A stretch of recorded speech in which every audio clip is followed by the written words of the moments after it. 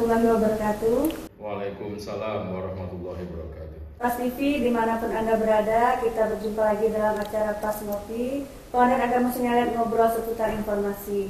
Hari ini saya Desi akan membantu acara kita pada hari ini yang akan di narasumber adalah Ketua Komandan Agama Sinyaliat, Bapak Alfi Zuhri SAG. Apa kabar Bapak? Alhamdulillah sehat walafiat. Bapak Alfi Zuhri SAG ini pertama kali di Pengadilan Agama Sinyaliat pada tahun 2021 ya Pak ya, sebagai Wakil Ketua Pengadilan Agama Sinyaliat.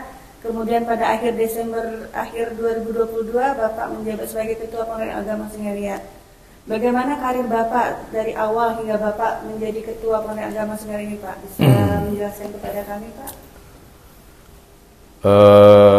Saya mulai bergabung di Mahkamah Agung, tepatnya di Pengadilan Agama, itu tahun 2001, mulai menjadi CPNS, tepatnya di Pengadilan Tinggi Agama Bengkulu. Kemudian tahun 2002, itu baru diangkat menjadi PNS di lembaga yang sama, yaitu di Pengadilan Tinggi Agama Bengkulu. Kurang lebih tahun 2005, nah itu baru saya dipromosikan menjadi Kasubag Umum di Pengadilan Agama Bengkulu. Selanjutnya tahun 2008 saya dipromosikan lagi menjadi Wakil Sekretaris di tempat yang sama, yaitu di Pengadilan Agama Bengkulu. Nah, baru tahun 2009 itu baru diangkat menjadi hakim setelah tahun 2008 menempuh pendidikan. Iya. Ikut tesnya itu udah lama, tahun 2005 masih di PTA Bengkulu, masih setap ya. Kemudian pengumuman tahun 2007 baru keluar pengumuman. Nah, tahun 2008 pendidikan, 2009 baru keluar dari Bengkulu ke SK, diangkat menjadi hakim. Jadi itu ya, untuk jadi pengalaman di struktural. Jadi Bapak dari bagian kesekretariatan ikut tes pendidikan hakim, lulus hakim ya Pak ya? Iya. 2009 ya Pak ya? Ya, jadi hakim di mana Pak? Di 2009 penempatan pertama itu di Pengadilan Agama Sungai Penuh di Jambi. Jadi Bengkulu ke Jambi Pak ke ya? Jambi. Nah itu 2009 kurang lebih 4 tahun. 2009, 2013 bulan Agustus mutasi ke Pengadilan Agama Sekayu. Jadi Bengkulu, Jambi, Sekayu. Ya, di Sumatera Selatan. Kurang lebih 5 tahun setengah di Sekayu, kemudian dimutasi lagi ke Pengadilan Agama Martapura. Nah, sama, masih di Sumsel, itu masih samalah sebagai hakim biasa. Kurang lebih 6 bulan, nah baru dipanggil lagi untuk ikut fit. Nah, ikut fit calon pimpinan Pengadilan Agama kelas 2. Nah, setelah ikut, alhamdulillah lulus, jadi wakil, diangkat jadi wakil di tempat yang sama kebetulan, di Pengadilan Agama Martapura. Jadi pertama sekali menjadi pimpinan di Martapura ya, di Pengadilan Agama Martapura, Sumatera Selatan. Kurang lebih 1 tahun lah. Setelah itu dapat promosi lagi menjadi ketua. Jauh nih, di ujung pulau Sumatera dan di Aceh ya, letaknya tepatnya di Mahkamah Syariah Calang, Aceh Jaya. Itu kurang lebih sekitar 2,5 jam lah dari Banda Aceh. Nah, jadi lumayan lah. Perjalanan 2,5 jam Pak ya? Ya, kalau dari Banda Aceh ke Calang itu 2,5 jam perjalanan darat. Lumayan lah, lumayan dekat sebenarnya dibanding. Karena di Aceh itu kan banyak satkernya ya, ada 23 satker. Nah, kalau paling jauh itu sekitar 14 jam, 15 jam. Alhamdulillah kita dapatnya di dekat lah ya. Dari Aceh baru Bapak ke sini ya, jadi wakil ketua ya. Di Aceh kurang lebih 11 bulan lah, tidak sampai 1 tahun sebenarnya, karena baru 5 bulan atau 6 bulan diikutkan lagi, dipanggil lagi untuk fit kelas 1B pada awal tahun 2021. Kemudian pada bulan Juni itu keluar TPM, baru mendapatkan promosi menjadi wakil ketua pengadilan agama Sungai Liat. Tahun berikutnya Bapak promosi lagi jadi 1 tahun jadi wakil. 1 tahun jadi wakil, dipromosikan lagi jadi ketua di tempat yang sama di Pengadilan Agama Sungai Liat. Yang terakhir, alhamdulillah udah dipanggil juga PIT kan untuk kelas 1A. Alhamdulillah lulus, tinggal nunggu penempatan. TPM baru Pak ya? TPM baru, ya entah kapan. Sebenarnya itu jabatan itu kan amanah, amanah. Jadi yang penting bagi kita itu kan kerja ikhlas, kerja keras. Kalau masalah jabatan itu kan istilahnya bonus lah, kalau kata orang itu kan bonus, itu amanah. Jadi amanah itu kan kapan saja bisa selesai. Kapan orang sudah tidak ini lagi, ya berarti udah selesai gitu kan. Jadi, kesan Bapak menjadi pimpinan di Pengadilan Agama Sungai Liat ini gimana Pak? Kesannya kalau di Sungai Liat ini kan udah kurang lebih 2 tahun ya, 2 tahun lebih lah. Mulai dari wakil, kemudian ketua. Kalau wakil itu kan dulu bersama dengan ketua yang lama Pak Aliuddin. Tentu kesannya banyak sekali lah. Banyak hal-hal yang ya bisa dikenang gitu kan, tidak bakal terlupakan gitu kan. Begitu juga ketika saya jadi ketua gitu kan, tentu banyak juga kesannya selama 1 tahun lebih ini bersama dengan Pak Wakil, Pak Sarip gitu kan.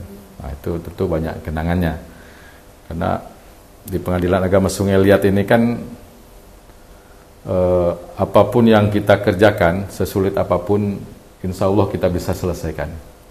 Karena alhamdulillah di antara kita ini, baik dari PPPN, PM sampai pimpinan, kompak semualah.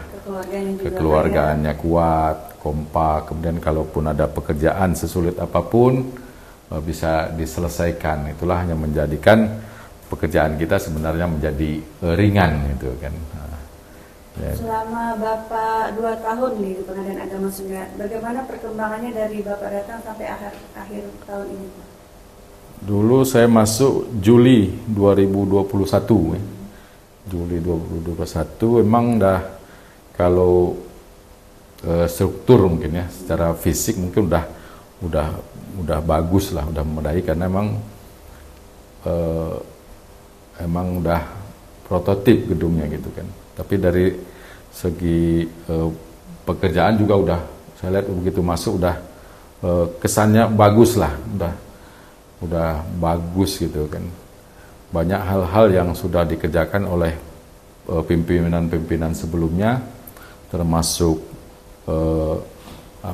media center, kemudian PTSP, artinya udah standar lah gitu kan. Jadi perkembangannya emang sangat ini, dibandingkan saya lihat belum tentu mungkin di tempat-tempat lain seperti ini, apalagi di tahun 2023 ini ya, di bawah komando tim-tim IT dikoordinir oleh Pak Wakil. Nah muncullah kita punya podcast yang selama ini memang jarang orang punya, termasuk di Bangka sendiri mungkin jarang yang lembaga yang mempunyai podcast seperti ini, karena podcast itu penting lah untuk menyampaikan informasi-informasi yang ada di lembaga kita, baik itu proses berperkara dan yang lain sebagainya gitu kan, ataupun kegiatan-kegiatan kita itu perlu diketahui oleh masyarakat gitu. Kalau tadi tadi perkembangan Pak ya. Sekarang kalau hambatan-hambatan yang Bapak alami selama memimpin di Pengadilan Agama Sembilan ini apa Pak? Ya, kalau hambatan tentu ada, tapi udah disampaikan tadi. Kalaupun ada misalnya hambatan, itu kan bisa kita hadapi secara bersama-sama, mulai dari bawah ke atas ataupun dari atas ke bawah. Artinya semua itu bisa diselesaikan. Artinya ya kalaupun ada hambatan tidak terlalu tidak terlalu besar, Pak, ya? Ya besar pun ada, tapi bisa diselesaikan lah, sehingga nampaknya tidak kelihatan gitu ada masalah, padahal ada masalah. Nah, karena kita kompak, bisa diselesaikan secara bersama-sama, sehingga tidak kelihatan bahwa di dalam tuh ada masalah gitu, ada hambatan, ada apa gitu. Itu yang terpenting gitu. Karena terselesaikan, jadi tidak muncul ke permukaan lagi. Ya meskipun ada ya biasalah gitu kan. Menurut Bapak apa yang harus dipertahankan yang selama ini yang sudah bagus di sini Pak? Ya sebenarnya banyak yang perlu dipertahankan. Pertama memang kerjasama tim ya, kerjasama tim itu perlu, apalagi dalam menghadapi di tahun 2024. Tentu itu orang sekarang sedang berlomba. Ya dari dulu juga kita berlomba gitu kan menuju wilayah bebas korupsi misalnya. Tentu hal-hal kebersamaan, kerjasama tim itu perlu ditingkatkan, perlu yang kurang dipertahankan gitu kan. Kemudian prestasi-prestasi juga, mana yang sudah baik tentu kita tingkatkan, mana yang belum baik kita perbaiki gitu. Kalau yang akan diperbaiki itu apa Pak? Misal hal apa yang harus kita perbaiki biar kita menjadi lebih baik lagi Pak? Ya sebenarnya itu tergantung di di hasil evaluasi kita. Tentu kita kalau tiap bulan kita ada evaluasi. Kalau misalnya itu tentu hasil evaluasi tidak baik, tentu kita perbaiki. Tapi sampai sekarang alhamdulillah ya, hambatan-hambatan itu yang kurang-kurang itu bisa diselesaikan lah secara baik gitu kan. Sebentar lagi kan kita menghadapi tahun 2024. Apa harapan Bapak ke depannya untuk Pengadilan Agama Sembilan ini? Ya, dalam hitungan hari kita menuju 2024 tentu tantangan lebih banyak ya, lebih besar lagi. Harapan saya sebagai pimpinan, kita semua tentu banyak hal yang harus dikerjakan, terutama mungkin sesuai dengan core bisnis kita itu pelayanan kepada masyarakat. Nah, kita ini punya 3 wilayah hukum. Mungkin kalau yang dari wilayah hukum di kabupaten kita sendiri mungkin tidak jadi masalah, karena orang itu kan bisa datang ke Pengadilan Agama Sungai Liat. Tapi untuk kabupaten Bangka Tengah, udah itu Bangka Selatan itu kan sangat jauh, bahkan sampai ada yang sampai 4 jam, 5 jam. Tentu itu sangat jauh. Oleh karena itu untuk tahun 2024 ini tentu kita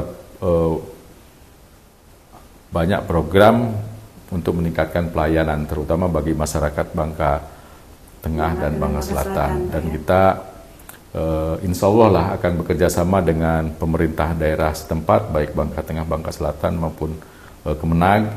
Kita akan menyiapkan sidang di luar gedung, sekaligus kita melayani bagi masyarakat di sana untuk pendaftaran perkara, pengambilan produk, sehingga masyarakat Bangka Selatan, Bangka Tengah itu tidak perlu lagi daftar ke Sungai Liat, tidak perlu lagi sidang di Sungai Liat, tidak perlu lagi mengambil produk ke Sungai Liat. Bayangkan kalau orang misalnya dari Bangka Selatan mau sidang ke Sungai Liat, itu saya kira banyak biaya yang perlu dikeluarkan, karena bukan hanya sekali sidang, 2 kali sidang, ada yang 3 kali sidang, 4 kali sidang, belum ongkos transportnya gitu kan, belum makannya, belum membawa keluarganya, tentu banyak sekali biaya. Tapi dengan adanya pelayanan di sana di Bangka Selatan, Bangka Tengah, tentu ini akan membantu masyarakat di sana.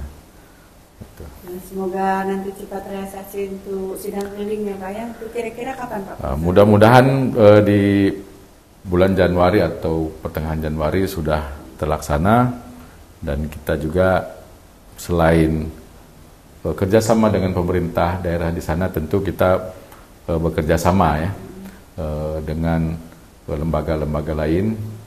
Mungkin nanti akan kita jajaki kembali mana yang perlu diperpanjang, karena dari beberapa kerjasama juga kan ada yang sudah habis masanya, ada yang masih berlaku, ada, karena kerjasama itu kan ada yang 1 tahun, ada yang 2 tahun. Tentu mana yang perlu kita lanjutkan gitu kan. Yang penting bagaimana pelayanan Pengadilan Agama Sungai Liat ini pada masyarakat, khususnya wilayah Bangka Selatan, Bangka Tengah, itu terlayani dengan baik. Jangan sampai masyarakat mengadu gitu, ada banyak keluhan kepada kita gitu kan. Saya kira itu. Jadi semoga dengan informasi yang Bapak berikan ini kepada masyarakat baik di Bangka Tengah dan Bangka Selatan bisa mengikuti program sidang keliling kita di Bangka Tengah dan Bangka Selatan mulai pertengahan Januari. Jadi tidak perlu jauh-jauh lagi mereka datang ke Pengadilan Agama Sungai Liat, kita akan ada sidang keliling itu. Jadi ya, yang jelas pokoknya kan mudah-mudahan tahun 2024 Pengadilan Agama Sungai Liat menjadi lebih baik lagi, dan Pengadilan Agama Sungai Liat tetap menjaga visi dan misi Mahkamah Agung. Nah, Pengadilan Agama Sungai Liat mantap. Terima kasih. Oke, sahabat Pas TV, demikianlah tadi informasi kita Pas Ngopi Pengadilan Agama Sungai Liat, ngobrol seputar informasi yang dengan narasumber oleh Bapak Ketua Pengadilan Agama Sungai Liat, Bapak Amfizuri SAG. Terima kasih Bapak atas informasi. Sama-sama. Semoga informasi yang diberikan, informasi yang disampaikan oleh narasumber kita hari ini dapat bermanfaat bagi masyarakat mencari keadilan untuk wilayah Bangka Tengah, Bangka Selatan, dan Bangka Hidup juga. Terima kasih. Wassalamualaikum warahmatullahi wabarakatuh. Waalaikumsalam warahmatullahi wabarakatuh.